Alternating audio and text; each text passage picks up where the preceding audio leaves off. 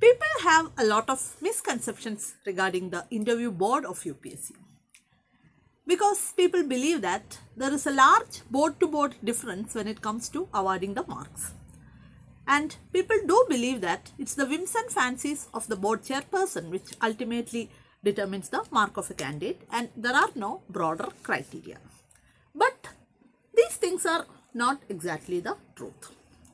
So, the last person from Kerala who was the UPSC member, Mr. Roy Paul IAS, he actually has clarified certain things regarding the composition of interview boards.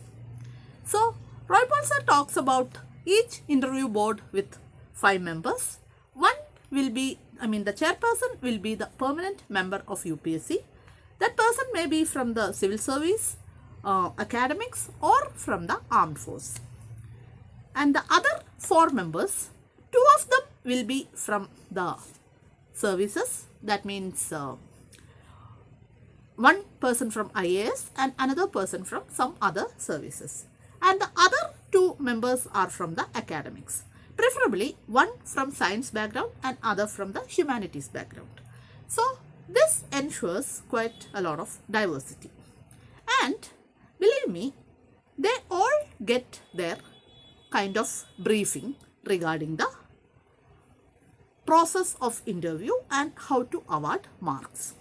And every week or every day even, the marks awarded to different candidates by different board are, compared, and there is a nudge for sticking to the, average. So, extreme kind of marks are not exactly allowed here, but the candidate's performance is awarded, and the earlier system, Roy Paul sir was saying that a minimum of 20% and a maximum of 80% were the marks.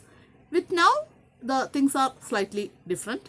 Last few years, the people who get maximum mark in interview were getting 206 out of 275.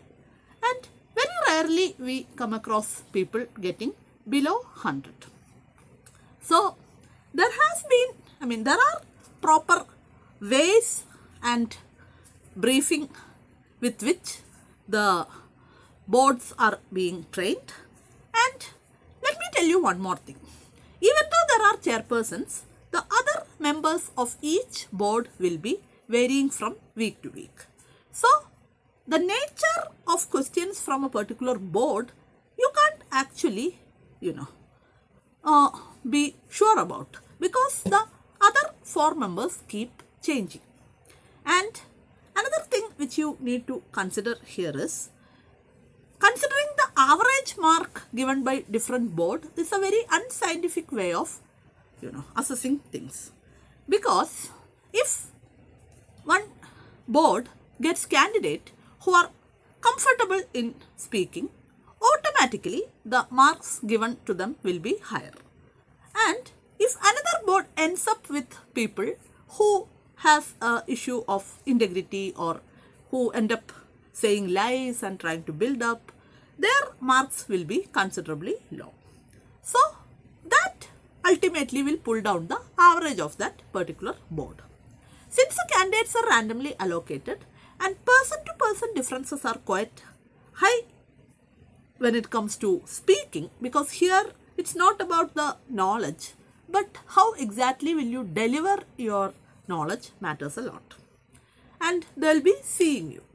So all your tensions and, interpersonal interactions along with your knowledge will be directly observed and marks will be given accordingly.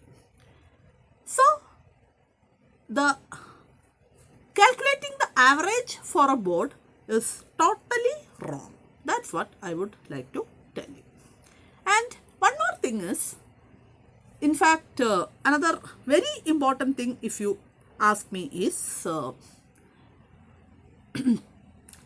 your performance is not exactly compared with the person goes before you or anything of that sort.